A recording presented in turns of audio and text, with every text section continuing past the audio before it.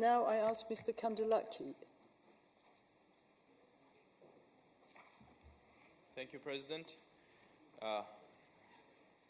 This week we are discussing both Georgia and Ukraine in this semi-cycle, and obviously free debate is meant not to discuss subjects that are placed on the agenda of the week.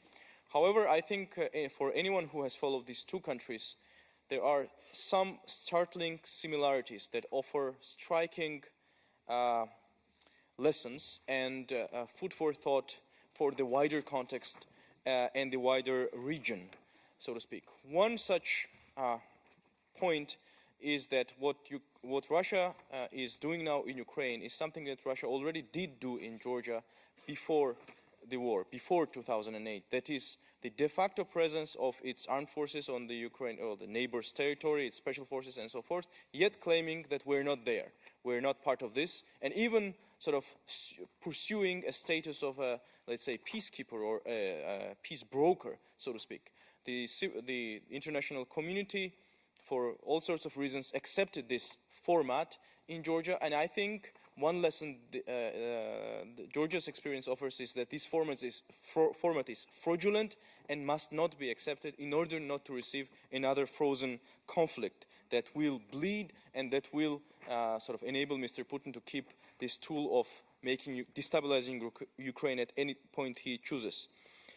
Second point is that if the aggressor is not stopped earlier on, the price that the civilized world, the international community will have to pay later on will only grow, so to speak. The price of stopping Putin in February was smaller, it was larger in May, it was larger later on, and now it's even larger. But if he is not stopped now from launching this aggression, the price will grow further.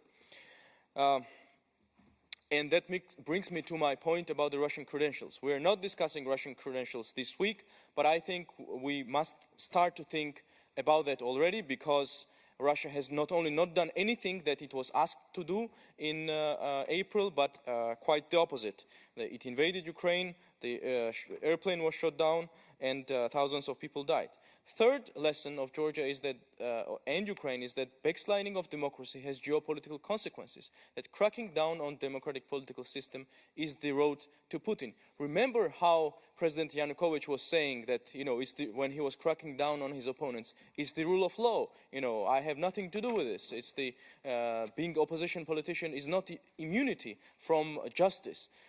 Exactly same quote-unquote arguments are now being used by the new Georgian authorities who are obsessed with the retribution agenda. Mr. Ivanishvili, the oligarch who resigned from government but nevertheless, while being outside the constitutional framework, continues to be the power holder, says exactly that. And his regime supporters say exactly that. So I think some lessons can and should be drawn so that further destabilization and backsliding of democracy in our region would be prevented. Thank you.